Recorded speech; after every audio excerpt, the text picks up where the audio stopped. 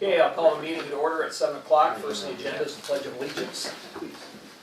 I pledge allegiance to the flag of the United States of America and to the republic for which it stands, one nation, under God, indivisible, with liberty and justice for all. Good evening, everybody. Welcome to Westville's warming station.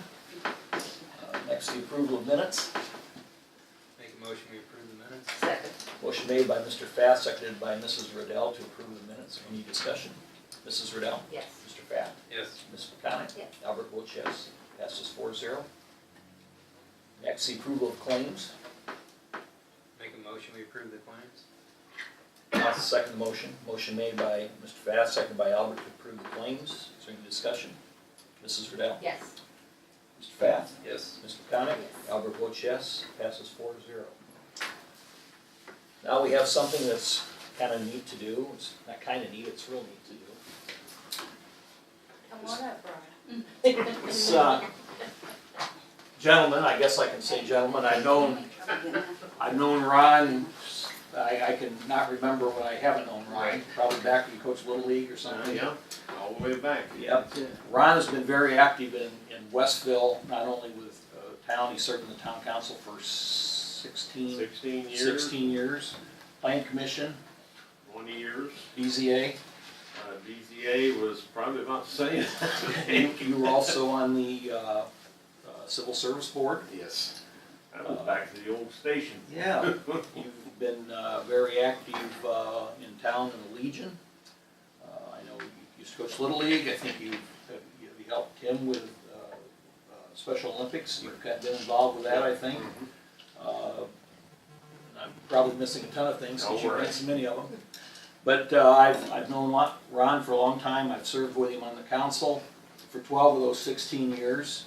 And I always enjoyed working with Ron. There's times we didn't always agree, see eye to eye, but I always respected Ron's opinion, and I'm sure he respected mine, and we worked well. We had a lot of fun through the years.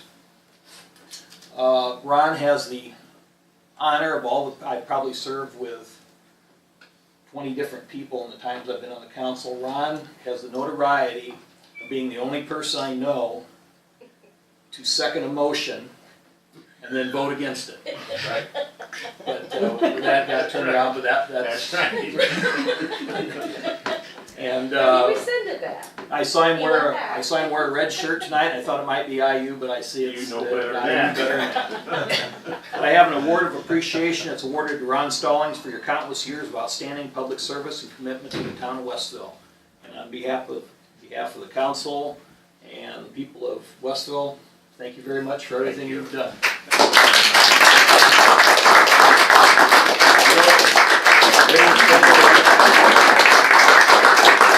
I go back many years in this town, and I've had visions and dreams like everybody in this room, and I still look at those visions for the future, and I hopefully will pursue the same vision all the way through.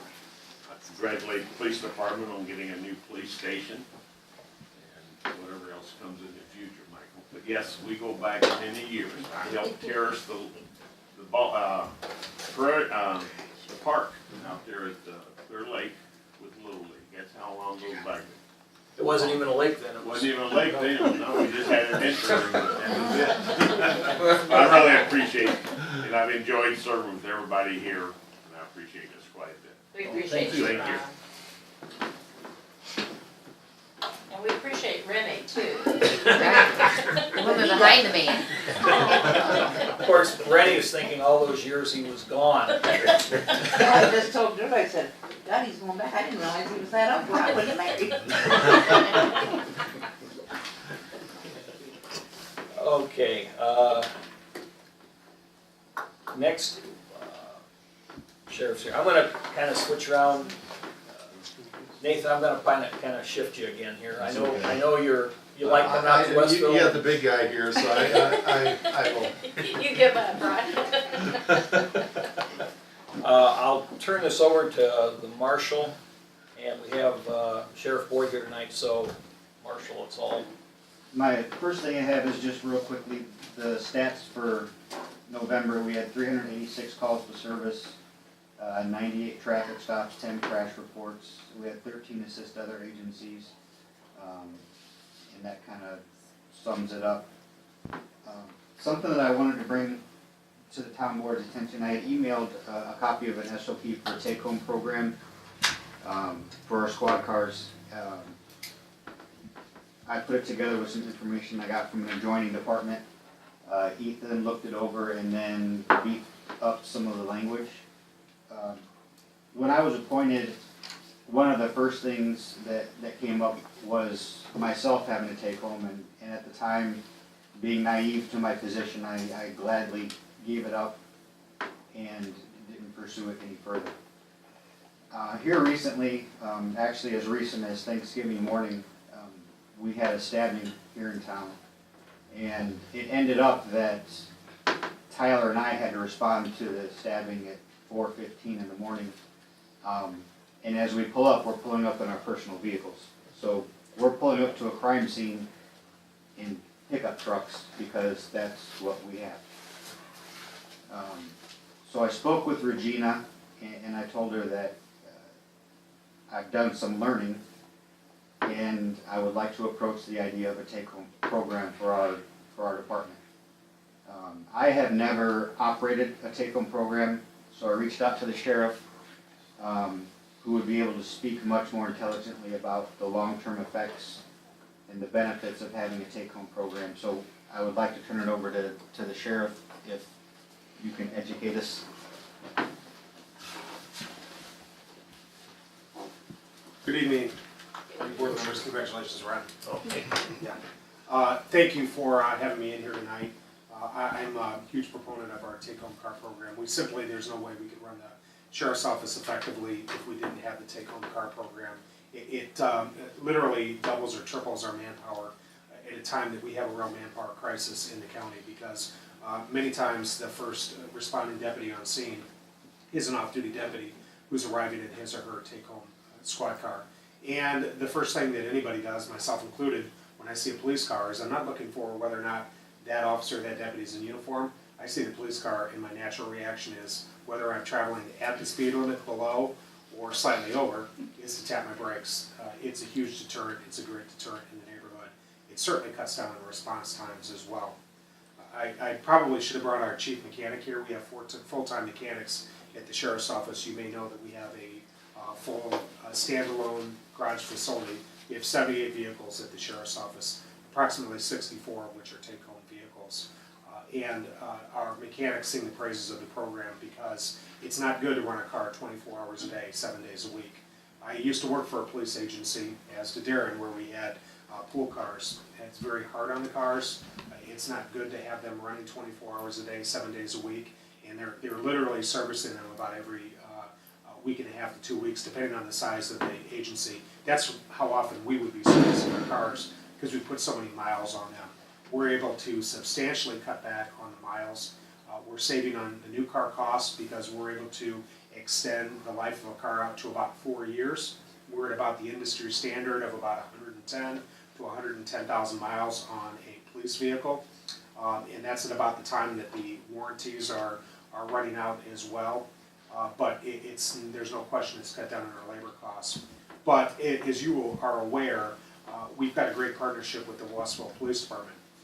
When they're not working, we are the Westville Police Department. And with their manpower, they can't work 24 hours a day, 7 days a week. So therefore, we do come in and take calls for service, and we are patrolling in the town of Westville. And when they do have a major incident, such as a stabbing, the marshal has been great about saying when we have a major felony that occurs, we want to be notified, we want to come in, we want to take over the scene. That's great for us because that frees us up and it allows us to get back into the rural area of the county so we can provide law enforcement services to those unprotected areas that we're primarily responsible for. But if we have to wait for a Westville officer an extended period of time to show up, that prolongs the amount of time that we're in the town. And I will tell you that it probably is. Of course, I'm not an attorney and I'm not an insurance agent, but I would think that it presents some liability having a police officer responding to a scene, especially where a felony has occurred, in their personal vehicle. For one thing, they have very little of the protective gear, and I wouldn't think that they carry their protective gear in their personal vehicle either. But also the protection of having that police car there, and it also demonstrates to the public around that helps to demonstrate their authority that they have, because everybody recognizes that police vehicle. I would think that an insurance company, if they found out that you were responding to a felony that's occurred in your personal vehicle, I would think that they would probably frown upon that. Again, I'm not sure, you might want to check with your insurance agent, you might not want to because you might get dropped. But I can't sing enough praises for the take-home program, and I've watched nearly every police department in LaPorte County transition to the take-home car program. That's not by accident. You look at an agency, one of the largest agencies in the state of Indiana, the Indiana State Police, they went to a take-home program probably 35 years ago. You look at the Indianapolis-Marion County Police Department, probably one of the largest police, in fact I know it's probably the second largest police department in the state of Indiana. They have take-home cars as well. Excuse me. That's not there's no coincidence the fact that they have that, because they find it's effective with community policing. It cuts down on response time, and officers are so specialized today, they're carrying a myriad of equipment in those cars. And we found as well that when an officer has a take-home car, that really is his or her office. They take much better care of it than they would a pool vehicle, and they were able to customize it to their needs. That's their office. So I'd welcome any questions that you have for us at this point, but I think in the long run, as far as the fleet maintenance goes, I think you would, initially, you may have to pay out a little bit more. In the long run, I think you would be paying less than the maintenance costs alone for those vehicles. The deterrence value and the response times are going to be significantly reduced as well. Does your officers in your department, they have, I don't want to say free use of the car, or free reign? I mean, Not necessarily. Yeah, there are rules involved in that. For instance, they can't operate it if they've been drinking alcoholic beverages, and depending on if they're medicated, if they have a medicine that says that they can't drive or that they shouldn't drive and they can't drive their car, they can take it to an adjoining county of LaPorte County.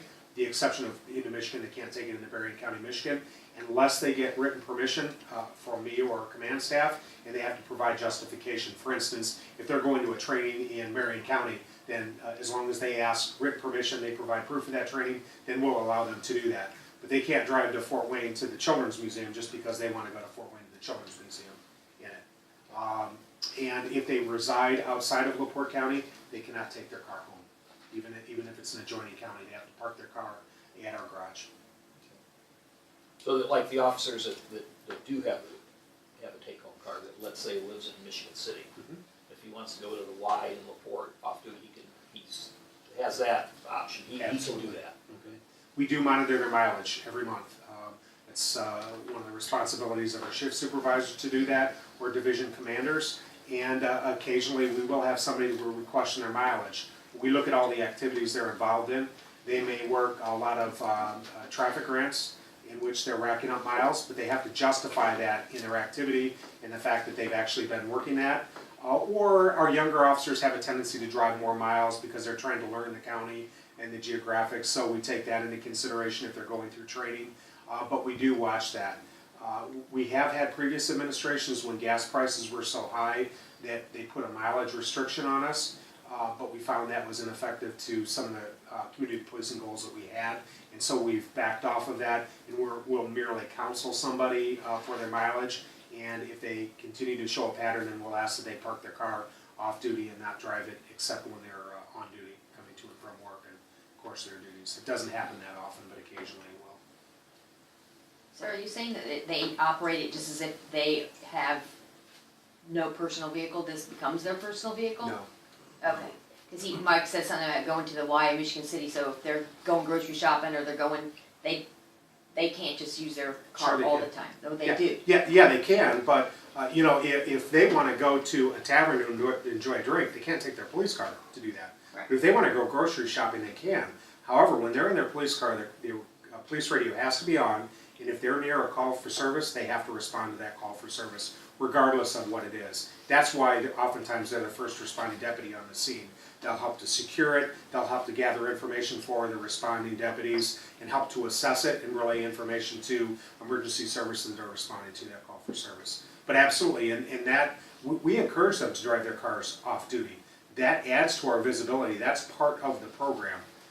And we don't have anybody that abuses the program. Occasionally we have to rein somebody in, but there are no abuses, and if there was an abuse of it, we'd take the car away from them. And I think that makes sense because you're a county, right? But when you're talking about someone in Westville, I mean, everywhere they go is probably gonna be outside of Westville. You know what I'm saying? It's not really their jurisdiction, because they're not gonna get their groceries in Westville. They're not gonna go out to dinner maybe once in a while. There's a few places here, but the majority of places you're gonna go when you live in Westville are not in Westville.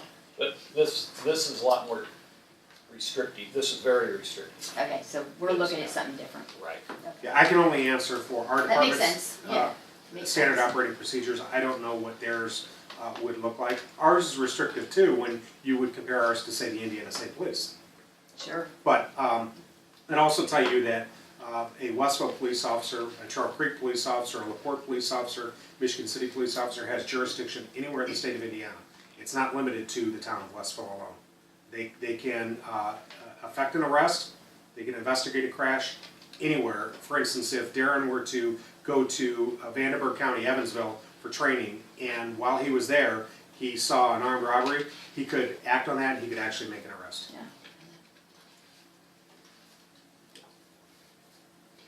Any other questions or Thank you, Sheriff. comments? Thank you for coming out tonight. I know Darren said there was a situation in your family that you were at, so I really appreciate you coming out, and I hope everything's okay. Thank you very much. Thank you, Sheriff. Thank you. Thank you. I guess I have a couple of questions just so I can understand the program better. I mean, I read through this and it is very restricted, but, can we afford this? I mean, he has a garage, he has maintenance, he has everything. That's why he can give these officers this I capability. think part of the idea, like the sheriff said, part of the idea of the program is that in the long run, it reduces the cost of maintenance because vehicles aren't being hot seated. I'm not going home on Friday night and then Saturday morning somebody's coming in to drive the same squad car. And then somebody else is coming in to drive the same squad car. So there will be some mileage, maybe to and from work, somebody who maybe doesn't live in the town. I mean, Ian and I live right here, so it wouldn't necessarily affect us, but somebody who maybe lives outside of town, you might have 10 miles extra they're driving to and from work, but this is strictly to and from work. We're in the SOP, we're not allowing off-duty work, and we're always on call. I mean, I don't know, you guys have probably seen some of the emails I send emails to you guys at 2 o'clock in the morning. So for me to be able to get up and call the guys and say, hey, we gotta go, I go outside, I get in my squad car, I've got all my tools, I have everything I need, I go to a crime scene, I can secure a crime scene and I can start working. And those in emergency services know that getting somewhere quickly in those seconds are kind of precious. So, Yeah, of course. I was just more curious about what are we gonna do with them? Do we have a designated mechanic, or is he going to volunteer, like, what's gonna go on? we use Jim Ingram right here Okay. outside of town. Yeah, we have our own mechanic. I think the town has had him for quite a while. Well, I mean, when we continue services, do we have like a plan set up for Mhm. that? It would be the same. I mean, there'd be a few small changes. If the guys are gonna take the vehicles home,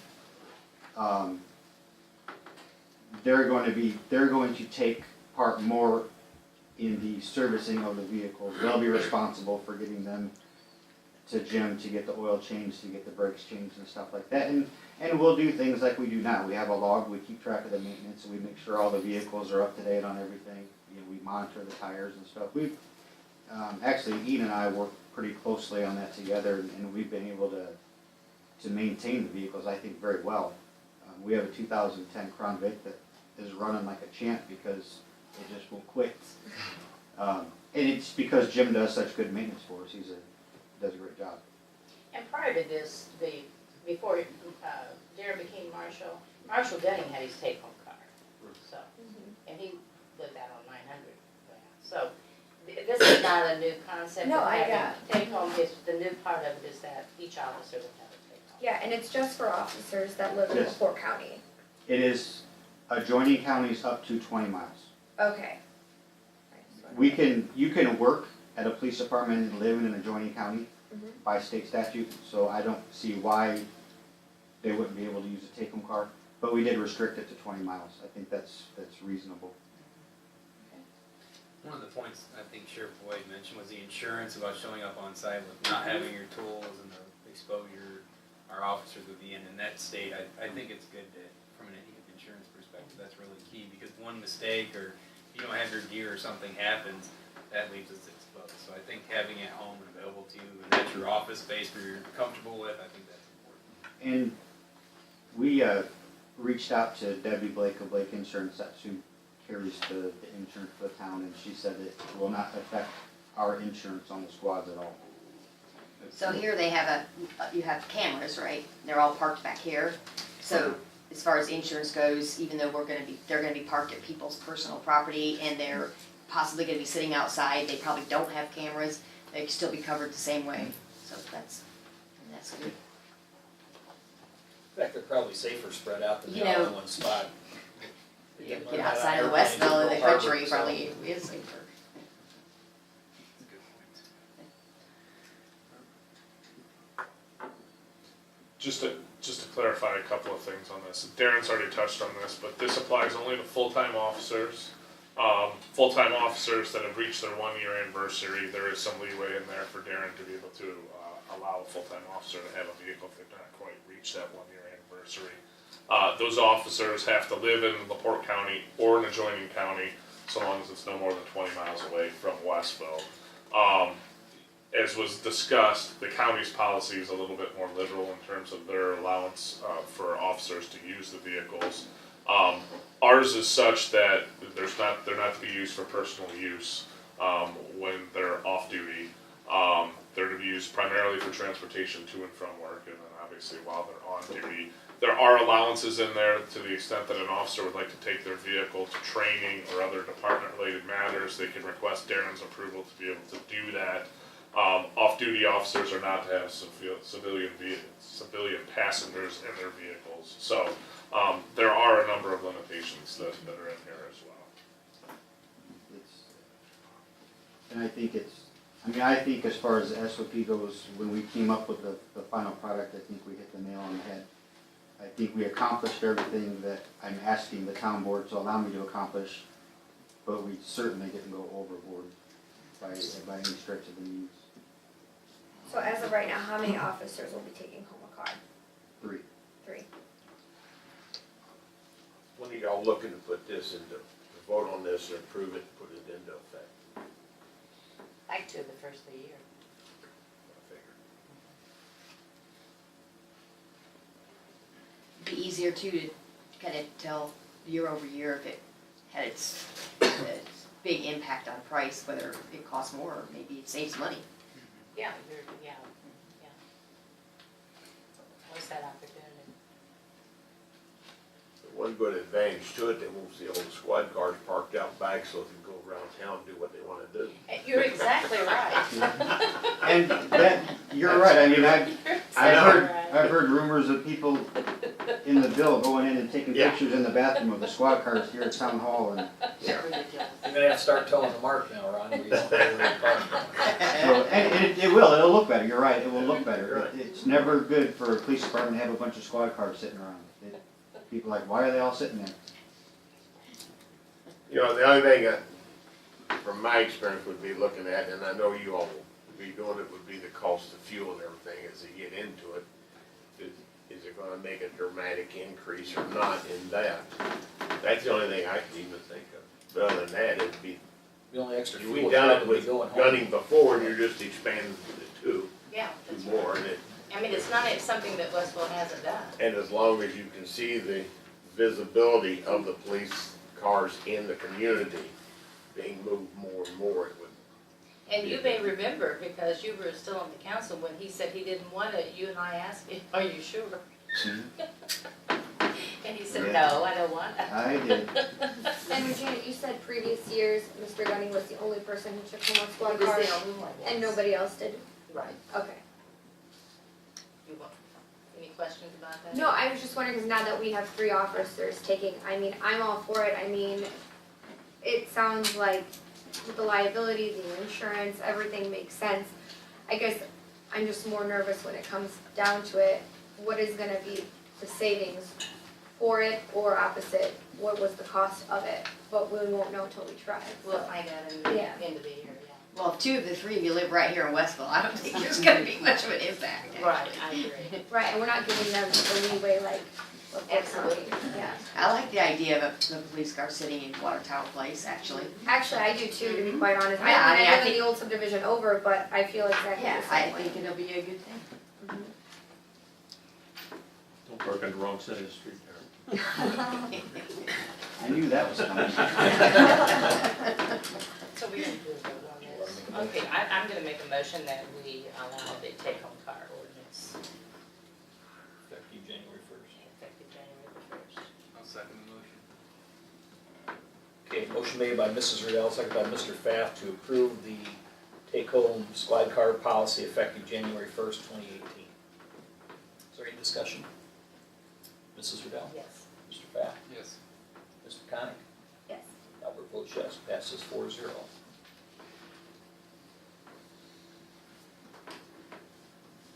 All right. Next on my list of things is manpower. Now, don't yell at me, you guys, remember I'm sensitive. We still have a 4th officer. On our ordinance, we're allowed to have a 4th officer.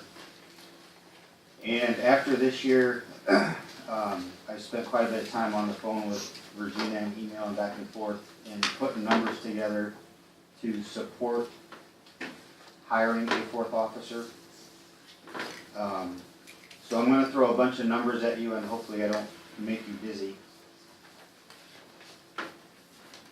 I went back to 2009 to try to give everybody kind of a concept of how things are evolving. So in 2009, for the town of Westville, we had 1,892 calls for service. 67 of those were arrests. And I broke it down to calls for service and arrests to try to show how things are changing a little bit with taking people into custody and the time that we spend with investigations. So in 2010, they actually went down. We had 1,727 calls for service and 61 arrests. 2011, 2,578 with 71 arrests. 2012, 2,197 with 59 arrests.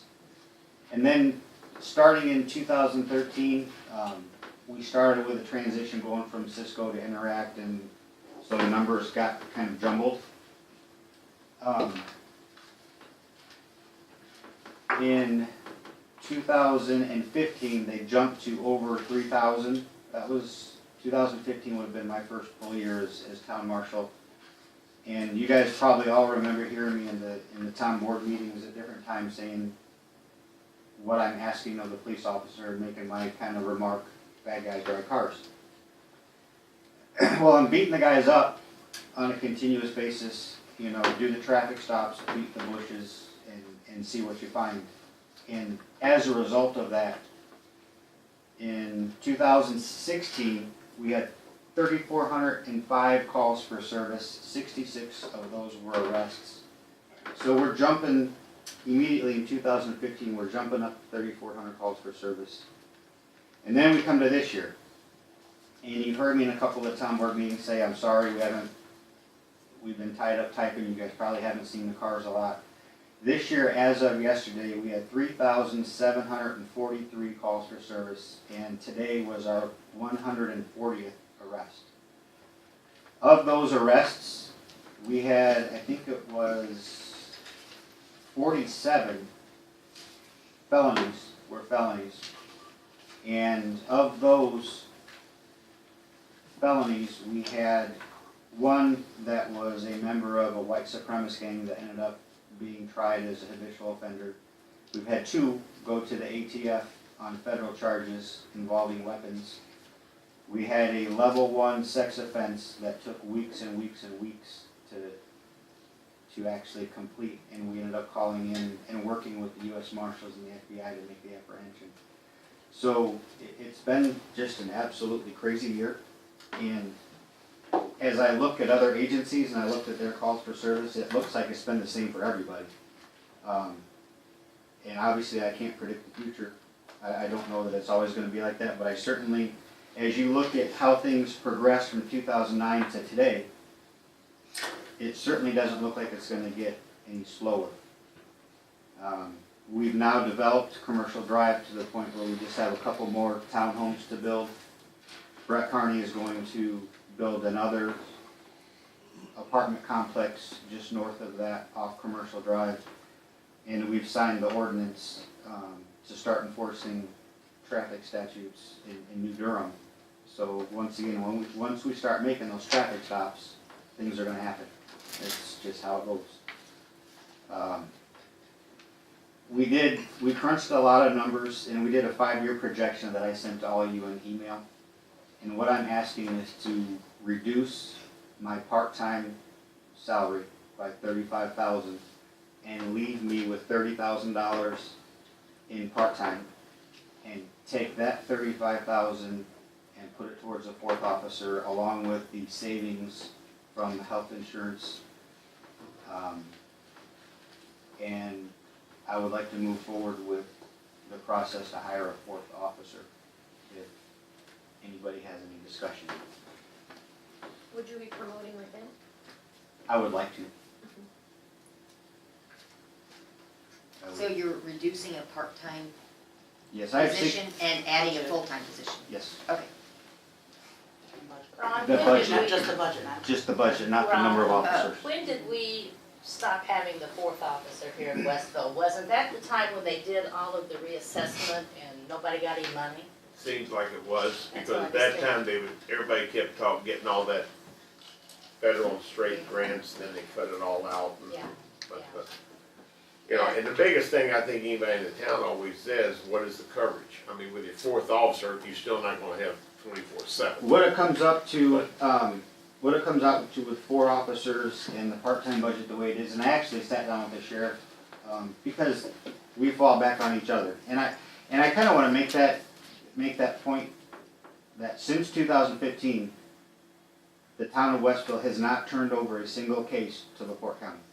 Not one. They've helped us with supplies, with technical ability, because they have a lot of crime scene material that we don't have. They have not investigated a single case in the town of Westville since 2015. We've handled it all. And at the same time, we used their SWAT team this year. We had to call out their SWAT team. They didn't charge us. They're not asking us to pay their overtime bill or anything like that. But in return, we're taking a crash for them just outside town limits. We're backing them up in Otis. We're running down to Wanata when they have something crazy going on. So it's absolutely turned out to be a fantastic friendship between the sheriff's department and us. And when I spoke to the sheriff about this, we come close to 24-hour coverage. And the reason that I'm apprehensive to try to push for a complete and total 24-hour coverage is we don't pay overtime. So I can't put the guys on 12-hour shifts and cover vacations and sick time and training time, because I don't have that ability to pull somebody and order them, hey, you're now working overtime on this day, I'm not paying them. And they would build up so much comp time, then I would have that problem multiplied by 10, because we'd be paying back in comp time. So what it ends up being is I'm working overlapping shifts, if you approve it, 6 a.m. to 2 p.m., 10 a.m. to 6 p.m., and then the same in reverse. So 6 to 2, 10 to 6, and then 6 to 2, 10 to 6 for the midnight shift. So each officer would have that opportunity of having access to a backup officer here in town. You guys remember here recently we had Ian wrapped up at Casey's, where he's struggling with a guy who's intoxicated and outweighs him by 25 or 35 pounds. and his backup is 10 minutes away. You know, you have the sheriff's department who's bent over backwards to help us, they're just physically not here. So he gives us that tiny little bit of 4-hour coverage where we actually might have a backup officer here in town. And then I think that it will also reduce some of the comp time we have to pay back, because with that 4-hour coverage, it may give those guys a chance to get in here, type up their reports, get their affidavits sent in, get their information filled out, and they're not having to stay after shift to handle the paperwork because they were busy because they have somebody else that they have access to. So even though there are departments in LaPorte County that work 24 hours on 12-hour shifts, I don't see that as an opportunity that we could take advantage of. It doesn't suit our needs. Well, and at this point in time, that's not written in stone. No. You may decide that you're gonna do something different too. Mhm. But at least you would have the 4 officers to Yes. work with.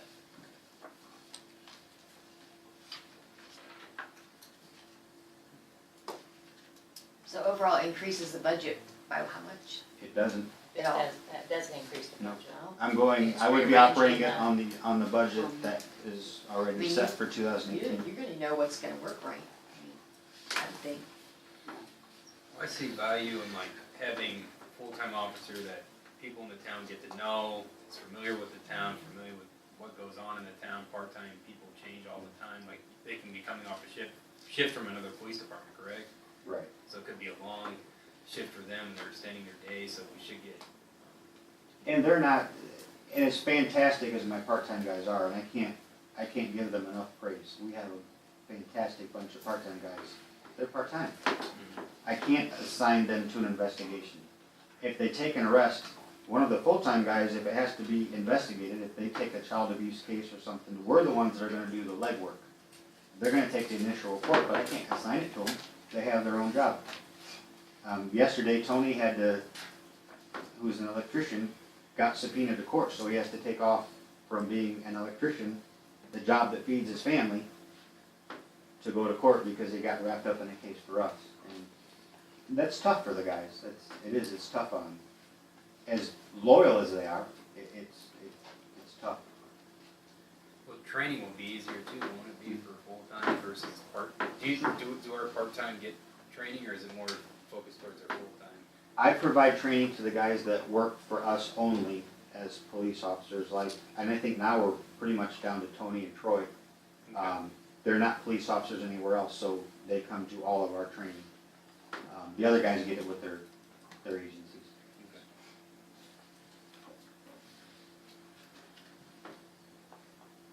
Anything else?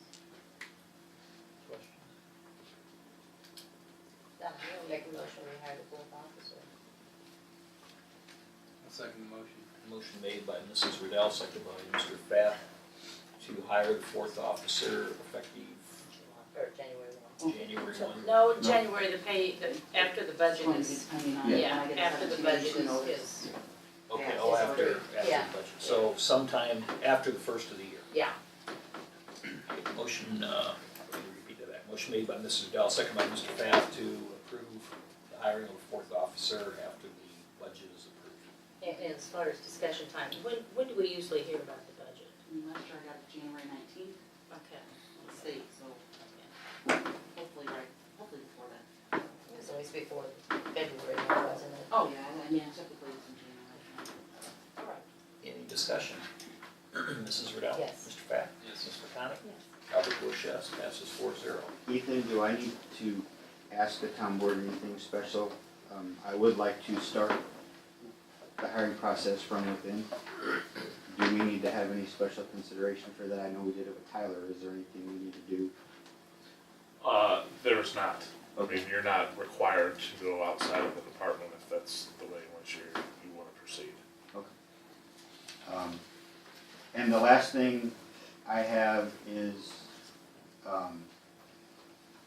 squad cars. It took us quite a while, to get settled in on a police department, and we've been holding off on spending money. And I have 2 older squad cars, the 2010 Crown Vic and then the daggone Jeep.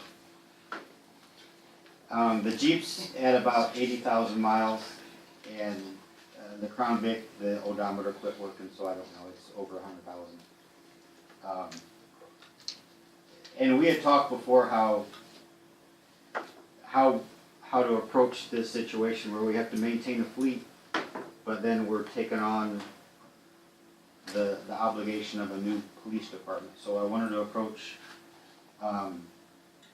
the town board about the possibility of obtaining one squad car in 2018 and ask if you thought it would be wise to look at a low interest loan or lease for a vehicle and equipment. And the reason I say vehicle and equipment because they're unbelievably expensive to buy and outfit. By the time we buy it, put graphics on it, put equipment in it, it's $45,000. So I got a couple quotes from Dodge. I got one quote from Dodge and one from Ford. An annual payment for one squad car, and they gave a ballpark number of $48,500. That's totally dressed up. Yeah, that's completely set up. An interest rate of 6.45 and an annual payment of $10,939. That's a lease. That's the lease. And then, if I can find it in my, At the end of the lease, does it get turned back or you buy at it the end of for the lease, $1? at the end of the lease, we get to keep it for $1. So it's a lease purchase then. Yeah, Right. yeah.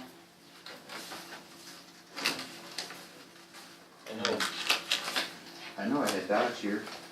I did a search and I know Ford Motor Company. No, this is Ford. A department, that's all they do is handle municipal.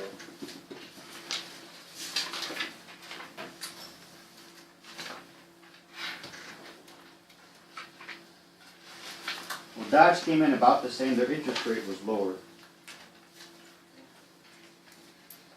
And I shuffled my papers around and lost my, here it is.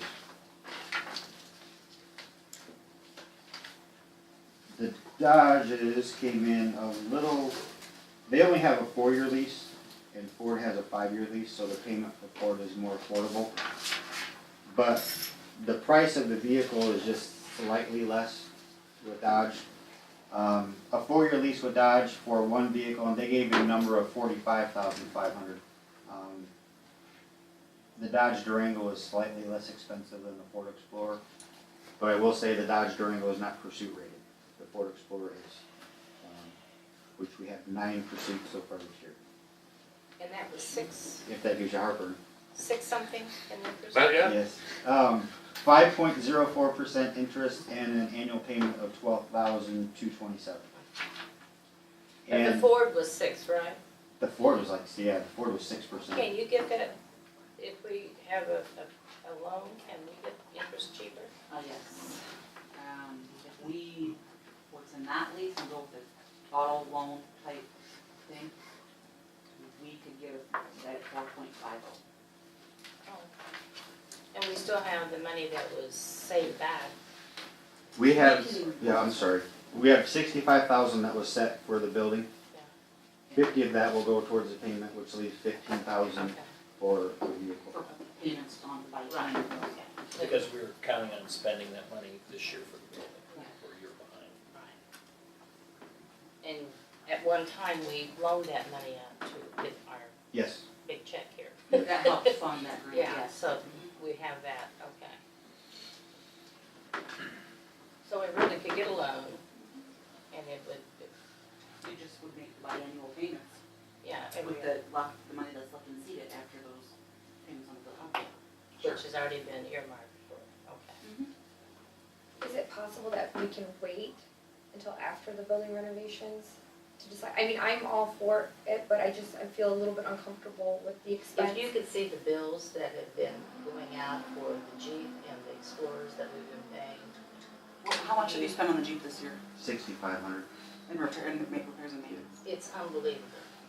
It's eating us up. So would you Yeah. sell the Jeep or? No, we're gonna need to keep it with the 4th officer, but it won't be, he'll be in his first year, so the Jeep actually won't be a take-home. And then I'm hoping to be able to maintain a regular rotation of vehicles so that we have 2 used vehicles that stay for part-time guys to use in case one breaks down. There's always one that can be used. And you're not hot seating a vehicle from shift to shift to shift. We don't get anything for them really when they're used. It costs $200 to $300 to take the equipment out of them, and I think the last one we sold was $1,000. So if they're safe and they're running and they're not costing us a fortune, I would like to maintain 2 used vehicles as pool cars, and then we'll just keep a regular rotation. That's my thought. And this will be the first step towards that. Dodge and Ford both said that here in the next few weeks they would need orders if the town board decides that this is what you want to do. They're coming up on their cutoff for taking orders for the 2018 year. Well, you have to order it. Either way, you have to order it. Not leasing it. I mean, we just have to order it. On the building, kind of, look at more numbers on this building than I have anything else probably the last couple months. The building that we were gonna build was the lowest one was 400 and, I was thinking it was less, it's roughly, I thought it was like 437 was the lowest one. It was, the highest one was 500. Yeah. And roughly, to move into that building, some of the costs that we were incurring with this building, because it's running the computers and everything, was probably another 20 grand. So we would have been spending, ballpark numbers, 460,000 for the building here. With the numbers we have budgeted for this building, we're right around, and we're waiting for numbers to come in. A couple of numbers have come in lower. Our renovation came in $6,400 lower, or $6,100 lower. Our computers, we're still waiting on that. Our alarm system was lower. And the computer is up in the air by what they have to do. They've done a lot of it already. But we're going to be well under 425,000 for this building with everything we have to do. It'll probably be less than that. That's the max we're ever going to put in this new building, buying it, everything. Plus, we're going to have the time we sell the old building in that lot, we will have that money into that we probably earmark for something. But we've got a lot more flexibility buying this building than we would ever have had building this one, because we would have had 450 grand to walk in the door here, and we won't even have 425 to walk, or 425 to walk from there max. So we're going to save 50 grand or something like that by going here with this building. So we've got more money than what we budgeted to make a building payment.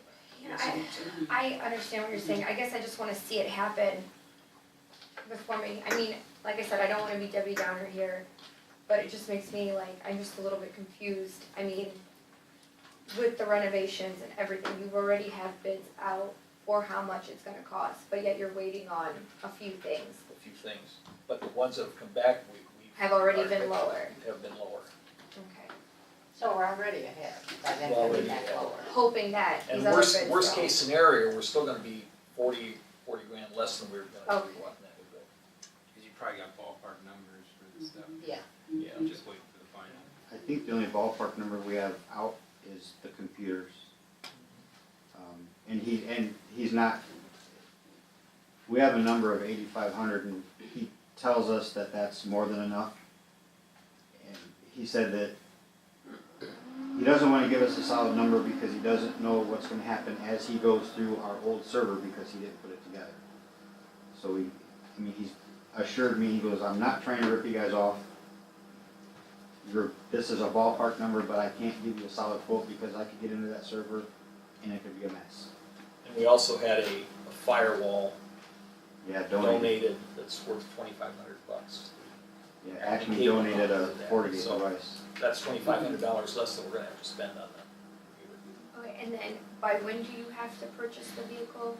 I mean, order the vehicle? Here within the next couple weeks, I think the first couple weeks of January is when the cutoff is. Okay.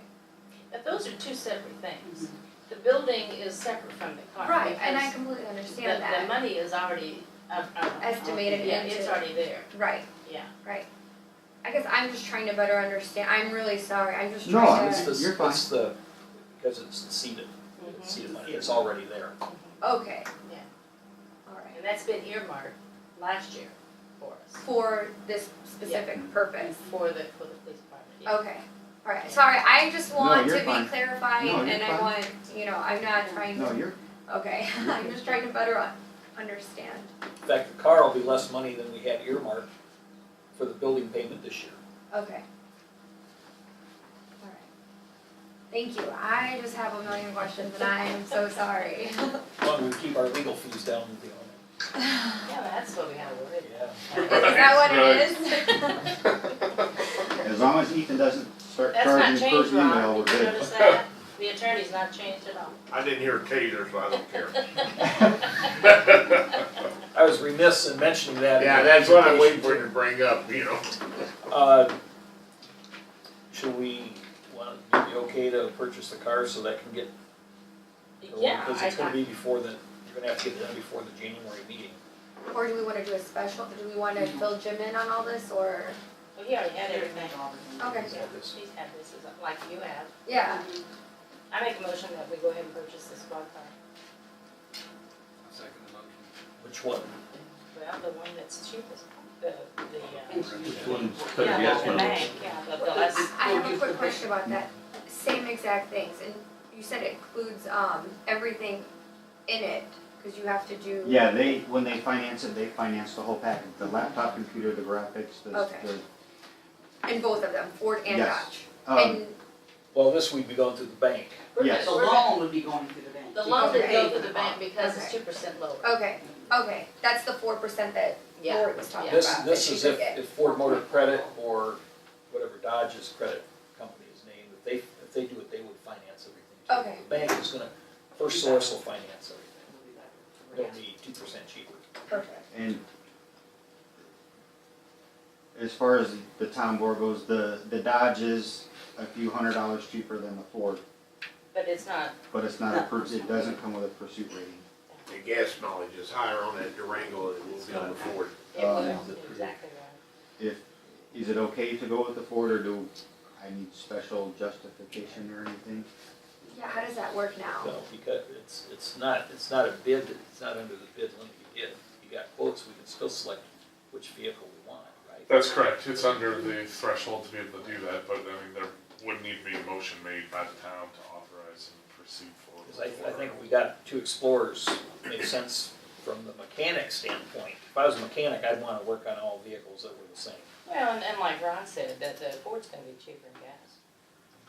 He's right, maintenance as well. That's right. And pursuit rating, so Yeah, and why buy a police car that doesn't have pursuit rating? Mhm. Yeah, and the Dodge doesn't have the No, percent. no. Okay, Ford's the only one that has SUVs and a pickup that are both now pursuit rated. Okay. They have F-150. So so the motion was made by Mrs. Riddell, seconded by Mr. Fath, that we allow the marshal to purchase a Ford Explorer. Yeah, there's no choice for it. Right. Using First Source Bank to Yes. finance it. Right. And that being said, maybe a little bit of a cheaper rate that was on 5 year, if I can go forward, cheaper rate still for that biannual, I'm gonna do that, Okay, absolutely. well, we have the money set aside. Oh, yeah, that would be better. Okay, Any discussion or other questions? I do, and the 10 grand extra, would that be going into that, or no? The one from the And extra 65, The 15,000 extra? the 65,000, and it was estimated that it's going to be 50, oh, my man, On the seated money? yeah, so Let it me was. explain to you, the seed money, there's $65,000 Yes. allocated for this. Mhm. 50,000, less than 50,000 is going to cover the biannual payments for the cost of the building. Okay, The balance of that money can be used for a lease or purchase for a vehicle okay. and for biannual payments. So it's Okay. already there. No, I Yeah, understand it's that all it's that- there. it's all I was that just wondering block. if that's what it's all gonna be, Right. okay, that's all, yeah, I understood which has that. been earmarked for Right, 2 years. Right, Yeah. right, Yeah. right. Sorry, I'm Yeah, just, because the chunk of seated money every year was to figure to buy a $465,000 Right. building as opposed to $325,000 So this essentially would be what we're putting down for that. It's the same piece of pie, but the sizes are just different of, Okay, yeah. alright, thank you, I was just trying to clarify. Any other questions? Okay, put it up the vote to the question. Mrs. Riddell. Yes. Mr. Pfaff. Yes. Ms. McConic. Yes. Albert votes yes, passes 4-0. Now we've got, I'm still done. with us there, last one, and then we'll throw it over to you. We have a monthly contract with you, so we're gonna, That's okay, that's fine. Tuesday's not a good TV night. Nathan, they do the same thing to me, so. I think you might charge a lot more. We'll see how this meeting goes and how I keep Nathan here, that may change. There's gonna be a lot of lumps of coal in the stockings. I think everyone's got a copy of my report. Oh, we got one more, we got an ordinance. Oh, I'm sorry, Yeah. I thought I was up. We I didn't he mean was to- just teasing you. He was just teasing you. I didn't mean to tease you, I got one more thing here. Okay, we have ordinance 2017-16, that's the ordinance of Town Council, Town of Westville, Port County, Indiana, amending ordinance 2017-14 entitled the Salary Ordinance for year 2018. Whereas on November 14, 2017, the Town Council of the Town of Westville, Port County, Indiana, adopted ordinance 2017-14 entitled Salary Ordinance for the year 2018. Whereas ordinance 2017-14 established the salaries and other compensation to be paid to the employees of the Town of Westville, Port County, Indiana in 2018. Whereas the Town Council desires of adopting this ordinance in order to amend ordinance 2017-14 to establish the salary to be paid to a fourth full-time officer for the Westville Police Department in 2018. Now therefore be it ordained by the Town Council of the Town of Westville, Port County, Indiana, that ordinance number 2017-14 shall be amended to read as follows. Section 1.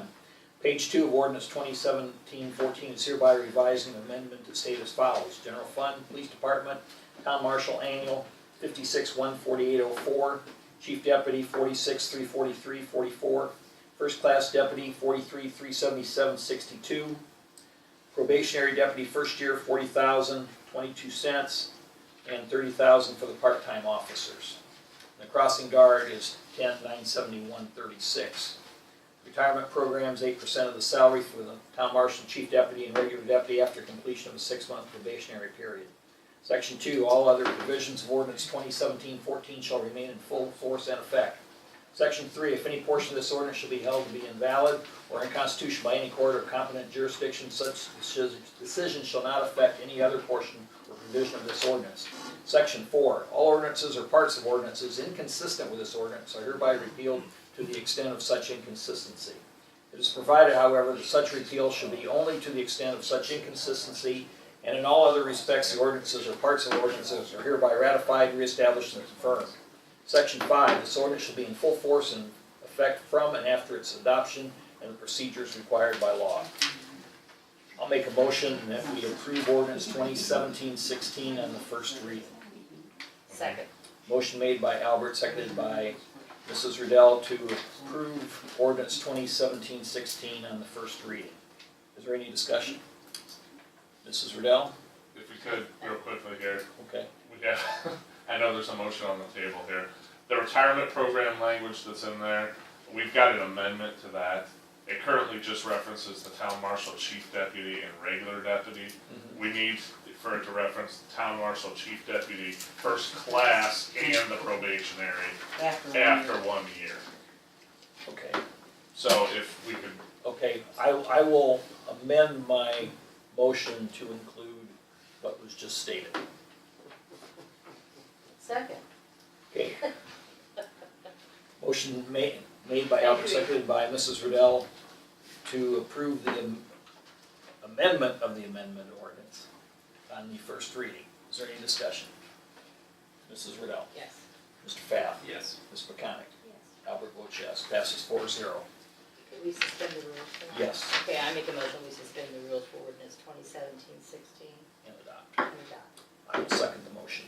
Motion made by Mrs. Riddell, seconded by Mr. Albert to suspend the rules and adopt ordinance number 2017-16. Is there any discussion? Mrs. Riddell? Yes. Ms. McConic? Mr. Pfaff? Yes. Albert votes yes, passes 4-0. Well, I guess that's it for tonight. I could make a Shall we go to, let's go to the utilities. We've got MCO here Thank you so that, very much. will make it home in time for Christmas Eve. There we go, how about that? I think everybody's got a copy of my report.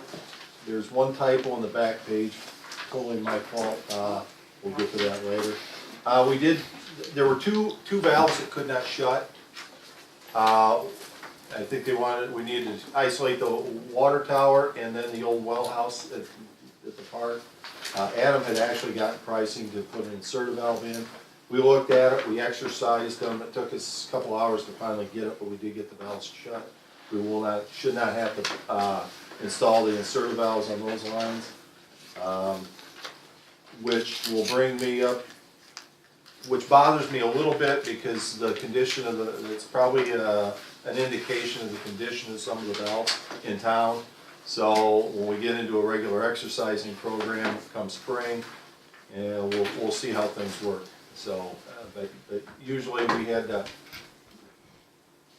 really work the valve to get it to finally close. So we'll see how that works. On the wastewater end of things, all the aerators were serviced. We did have John from Superior Pump come out and give Brett and Adam a hand at that. They got it down to where I think they can do it on their own this time, this next time. It wasn't as tough as what we had anticipated, so I think they should be in pretty good shape. Those should be greased. There's a U-joint on them that needs to be greased. I think it's every 6 months. I don't know if they had been done since they were installed. So we're still working on replacing the brushes on the fine screen in the building. The problem with that is we need to have a crane remove it so it can be put outside and have the brushes installed. We'll probably have Superior Pump do that work also. We'll have Adam and Brett, and I'll be there when we do it and see if it can be done next time. I'm familiar with the incline screens. I'm not as familiar with the vertical screens. It's kind of a tough thing to do when you don't do it all the time. So we'll take a look and see. We did get a quotation for reprogramming of the aeration system operation. The cost with MB controls was $46.50 to do it. This one we recommend that we do that because I think we can have some cost savings. Right now, 2 blowers are running constantly. I think the programming will be able to cut back on some of the electrical costs on that, especially in the winter months. I think we'll see some more significant savings too, even in the summer, because there are times when there's four of the aerators operating. I think the programming would make sense. We looked at also looked at redoing the programming for the wasting system for the sludge at the plant. I think the way it looks to me, the way the pattern's going, and it looks like it's going to be about $4,500 every time you want to change the programming. I mean, that's about it. For the wasting system, that also included adding a couple VFDs on the pumps. And right now, I see absolutely no reason to do that. It just doesn't make any sense. Maybe later on, more flow comes to the plant, that type of thing. It might make sense to do it. But right now, the way we're doing it doesn't take that long, and it probably works better than. So you're saying that don't reprogram? I won't reprogram that part of it at all. Just the aeration? Just the aeration right now, I would do. There's probably gonna be more program needed eventually, but right now, I'm just really, it takes a long time to kind of see how the operation's going, what makes sense to change, what makes absolutely no sense to change. So that's something that we're looking at. The typo on the second page, yes, we would have provided a quotation for installing the SCADA at the 3 lift stations. It wasn't the per lift station. It should have been $83.50 plus installation on that. I think the original quote was around $15,000 last year. Right now, I'm still not to the point where I feel comfortable making a recommendation on it. I think the SCADA offers a lot more. You can see real time what's happening at the lift stations. It's just something I'm gonna hold off on making a recommendation right now. The one good thing with the SCADA is Which brings up the second point. I think it's kind of, it's probably a good idea for the town always to be able to monitor the South Coast Pot Tower if it can, so then you can see what's going on. Because what happens there does affect the water system in Westville. I think that probably makes some sense. I'm just generalizing that right now. How to do that right now, I'm just not ready to really look at and make a recommendation how well do that. Finally, I've done some review of the water and sewer atlases. The existing atlases are really hard to work with and to use. I have talked to Doolin Group about getting whatever data they have. McMahon did have it on, and they did get me a digital copy of what was there. What I'm going to do is, the town has spent a fair amount of money having Emily Simpson, I think 3 times, do valve exercising, locating that. But I don't think any of that's really made it to the atlases really well. And we want to verify that. And then we got to get it in a format that we're pretty sure all the mainline valves in some of the manholes in that are all on there. I did notice on the atlas there's some, they call them lost manholes. So there's some things that we really need to look at with the collection system and distribution system. It's going to be a work in progress. It's going to take a long time to look at that and get it down. But it's one of those things that we start looking at it now. You get into the spring months where we can start getting out, exercising, making sure the valves you can get on them, you can use them, that type of thing.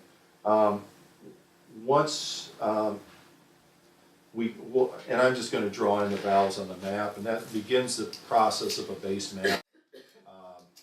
And then once we get a good hand-drawn base map in, then you slowly get into where you get it drafted and you get a good base map on that, and then hopefully you get into probably doing a GIS system for all the mapping and that, and that will help down the road with, especially with shutoffs, because there's a lot of records. I don't know how accurate they are on water shutoffs for services and that. So for shutoffs for non-payment and that type of thing, I think that it'll help the town down the road on that. So you're not out spending a whole day doing shutoffs. So I think eventually it's a process, but hopefully we can get to it. So other than that, that's about it. That's all I have. I'm going to be taking some time off. Clinton, Ute, and Randy Decker will be stopping in, and Clinton's going to actually start going over the lab stuff with the guys at the wastewater plant. We're going to start changing some of that around a little bit. I don't want to change it too much because Brett doesn't like change very well, so we'll take it easy on him. But I think there's some efficiencies we can do, and there's some things we can do to make it a lot easier for everybody too. So. Do you want to go ahead and have us approve the reprogramming the if you would. aeration system? Yeah. What do you want to take that out of wastewater? Like, is that enough to just take that out of repair and maintenance, or the water maintenance, the sewage maintenance? Just typical repairs and maintenance. I'll make a motion that we spend the $46.50 out of repairs and maintenance to reprogram the aeration system. Second motion. Okay. Motion made by Albert, seconded by Mr. Fath to spend $46.50 to reprogram the aeration system. Is there any discussion? And how often are we gonna have to do this, Nathan? Did you say annually, or did you say? For the reprogramming, Yeah, I'm hoping we do it once. okay, What we're doing is the company that provided the aeration system was down. We sat and they were there a whole day, looked at it. They've got some ideas how we can at times only run one aerator. Because right now the facility's running about 30% is loading wise. So it's a very nice facility. But when you get into underloaded conditions, it makes it a little bit tougher to run things because you've got to move the stuff in the tanks, especially the one we have. You've got to continue to move it. So that costs a little bit of electricity, but I think we can do it through programming. That's what makes the type of system we have with which is really state of the art. The beauty of it is some cost savings on it, and I think we can utilize that. I don't think it's being used very well right now with the way it was programmed originally. And so this is part of the goal to make it as efficient as Yes, possible and start absolutely. doing just maintenance instead of Correct. having to do all these Right. expensive things, Yeah. okay. Yeah, I mean, one of the, other than salaries, usually it's electric is usually the big bill in the utilities, run it with the plants. And the more we can drop that down, the better it is for everybody. Okay, so our goal is efficiency, Yes. okay. Any other questions or discussion? Mrs. Reynolds? Yes. Mr. Pfaff? Yes. Ms. McConick? Yes. Albert votes yes, passes 4-0. Thank you. Anything else? Nope. Thanks for spending the evening in Westville. It was great. One of these days we'll let you on first. I won't say when it is, but South Coast, they are reviewing what? Yeah, we have, just to update everybody, we previously had sewer and water maintenance agreements with South Coast, and on the basis of those agreements, we provide certain maintenance services to South Coast. I think in October of this year, we terminated those and gave the 30 days notice that we're required to do that. Since that termination, we've continued to be in contact with South Coast. It's my understanding that they're kind of restructuring how they do some of their maintenance and operations side. As part of that, they've asked if the town of Westville would still be willing to have its employees do their water meter reading, and we've indicated a willingness to do that at a cost of $250 per month. So I put together a draft agreement outlining that, sent it over to South Coast. They had a couple of comments that came back.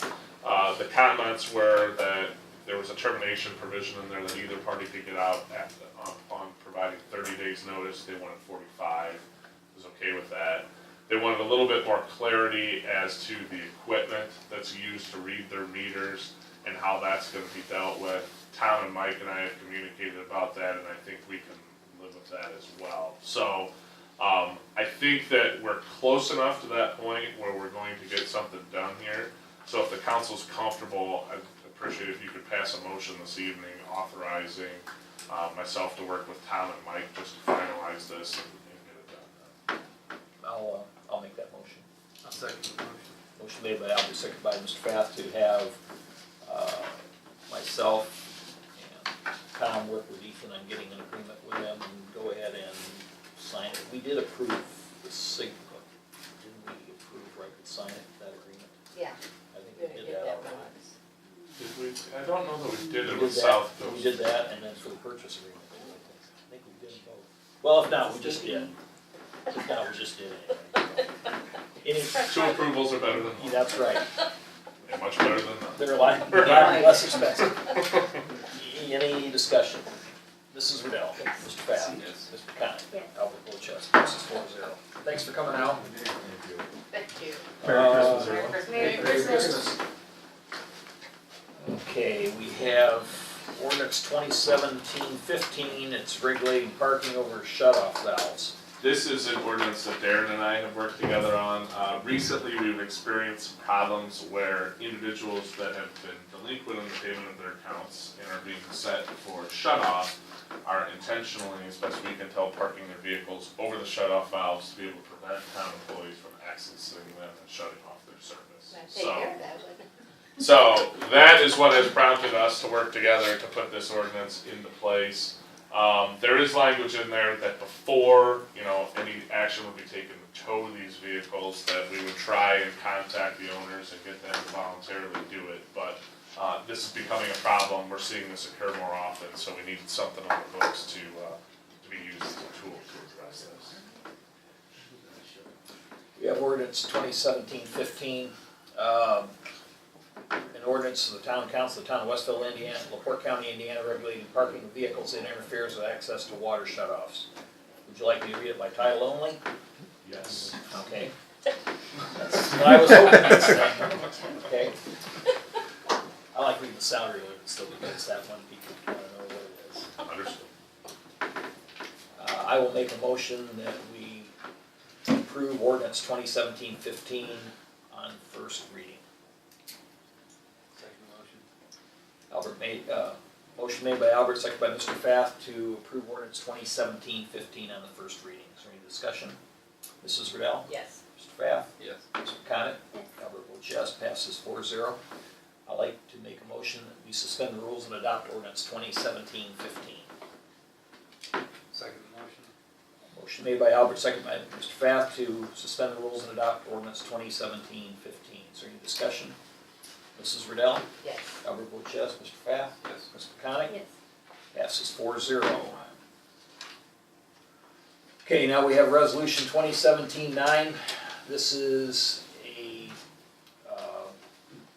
for the utility accounts that are deemed uncollectible, this is to write them off.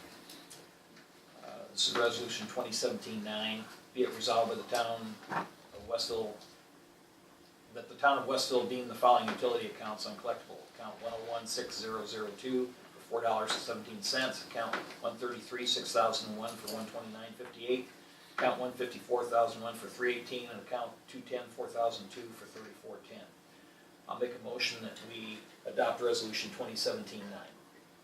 Second. Motion made by Albert, seconded by Mrs. Riddell to adopt resolution 2017-9. Any discussion? Mrs. Riddell? Yes. Mr. Fath? Yes. Mr. Connick? Yes. Albert votes yes, passes 4-0. Financial advisor contract. We have a new consulting contract with John Schaefer. Basically, the only change to this contract is a $10 increase to $130 per hour. One thing to note with John Schaefer is Lori's been, as she's been learning and going through the budget process, we're reducing a lot of the time we've been using with John, and we'll continue to reduce that. I'd like to make a motion. What did I say, Ron? No, I just said that's why John had to increase his hourly rate to compensate. Yeah, for it's use. like, the less you use it, the more you're gonna charge. An attorney billing trick. Oh, he's stuck on that. He talked to you, right? That's, you should have taken the fifth.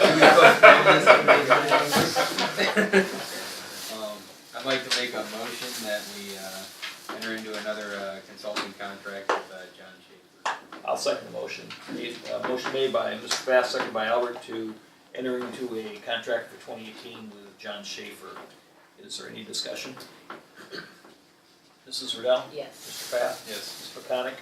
Yes. Albert votes yes, passes 4-0.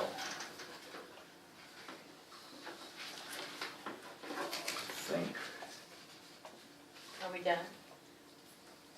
Oh, one more thing that I'm thinking about, we were waiting for the survey to be completed on the property and then the purchase agreement can be going. I talked to Charlie tonight, I'm gonna pester him about every day to keep the wheels rolling, so that's where that's at right now.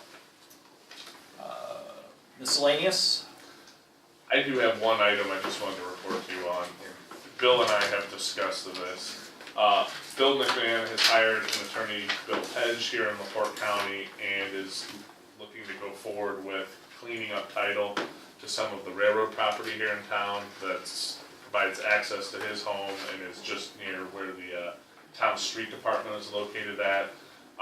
I've got these communications from Bill's attorney. I'm reviewing them. I'll be forwarding them on to you in the next day or so.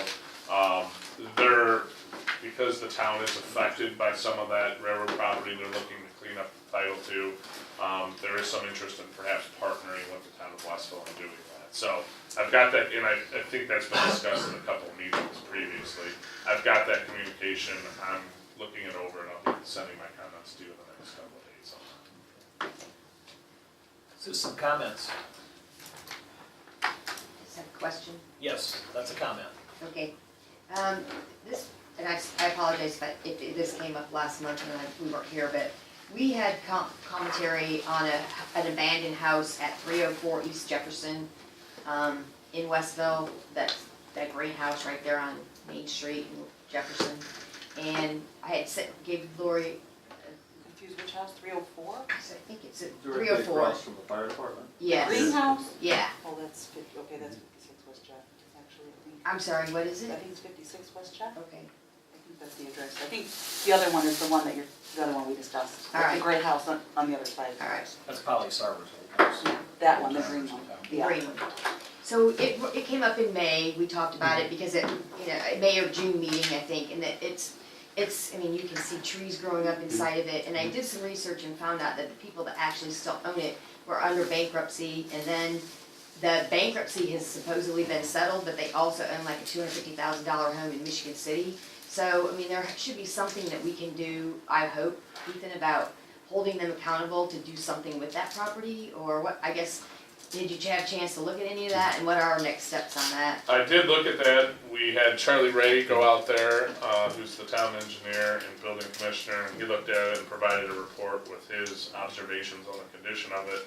And I've also pulled title work in an effort to start moving forward with that. And I have both of those. I think we need to just probably touch base and figure out what our next step is going to be on the town side of things. Okay, so did you get a chance to look at the stuff that I had put together from the Port County? Okay, Yep, very good. Lori forwarded that on to me. Okay. So that's just a little bit up in the air right now, but being looked at. We've gathered together the information we need to start taking the next step. So I think between now and January, hopefully Darren and I will have some time to sit down and figure out exactly how we want to go about addressing that problem. Yeah, I don't think there was an issue with the report that Charlie provided. Charlie provided an excellent report. He took moisture readings from the basement and all the walls and ceiling and floors, and then provided that to Ethan. So Is your question something to the fact that since they own the $250,000 house in Michigan City, can we make them responsible for something with this one? Right. Is that? I mean, the town, or the Port County, when I talked to them, said that they gave me some information about there is a possible law path that you could take, but they didn't know that if their bankruptcy, the reason it didn't go up for tax sale is because supposedly they're under bankruptcy. Yeah. But what I saw in the legal documents showed that the bankruptcy had been settled. So I don't know what the process is of, once it's been settled, why isn't it going for tax sale? If nobody proactively looks those up, or what the deal was, but, so. Yeah, counties typically, if they have something on their records that say bankruptcy, they know, okay, we can't do anything with this, so that's not uncommon. The reason why we pulled the title work is to begin looking at approaching that as an unsafe building under the town's unsafe building ordinance. So that was why we had gathered Charlie's report and the title work, so that we could gather all that information and likely start using that ordinance Okay, good. to try and address that property. Great. Very good, thank you. That's all I had. Anything else? It's getting close to Ron's bedtime. So, I will make a motion, if there's nothing else, I'll make a motion, we adjourn. Second motion. Motion made by Alper, second by Mr. Fabb to adjourn. Any discussion? All those in favor? Aye. Opposed? Meeting adjourns at 8:00.